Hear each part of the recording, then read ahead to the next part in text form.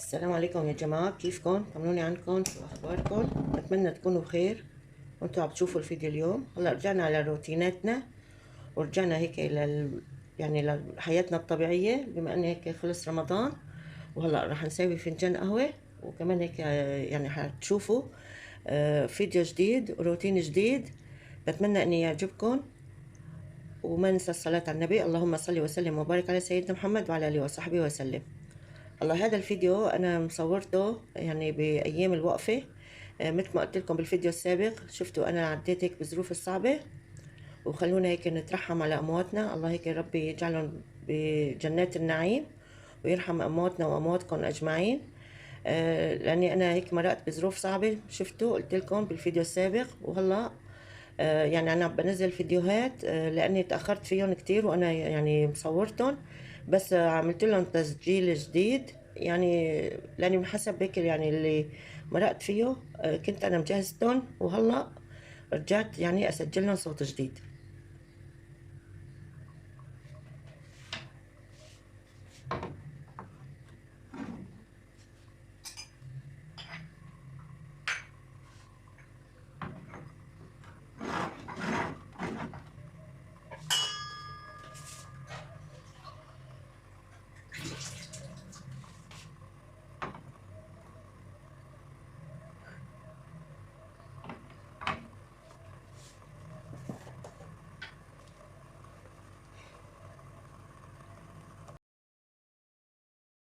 وهلا رجعت بروتين جديد، بتمنى يعجبكم. مثل ما قلت لكم انا سجلت لكم يعني بالوقفات بمنطقة التلل، شلون هيك الاجواء بالوقفات، شلون العالم عم تشتري.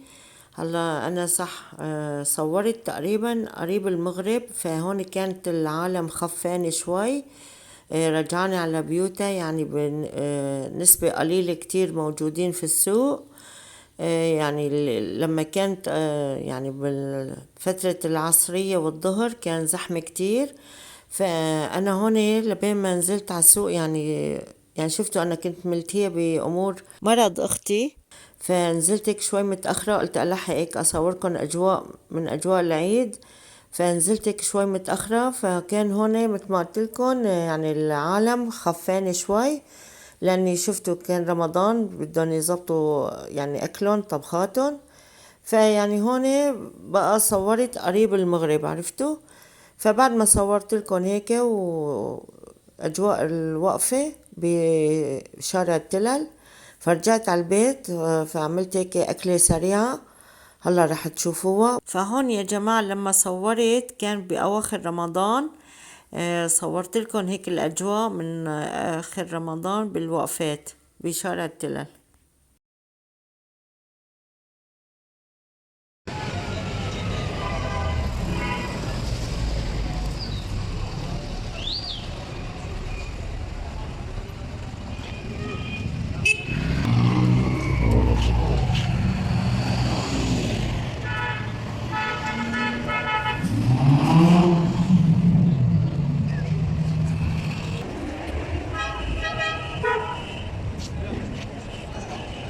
هاي أول التلال.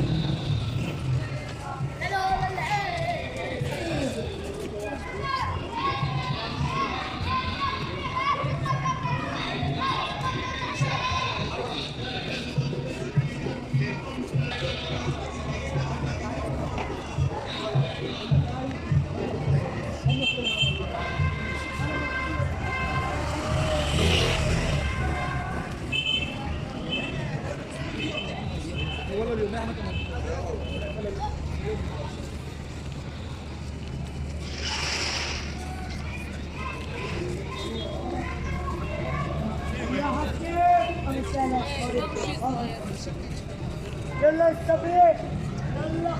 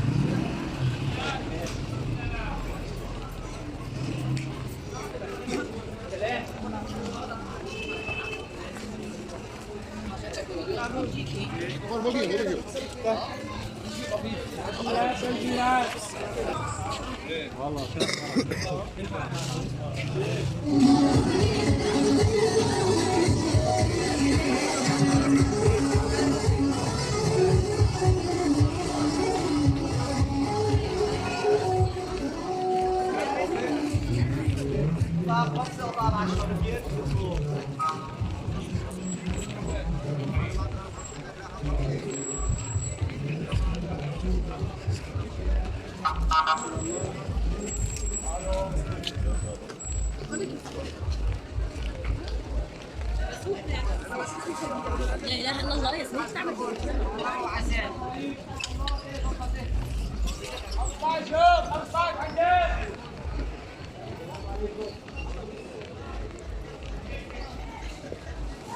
عمي ما عنده عمي؟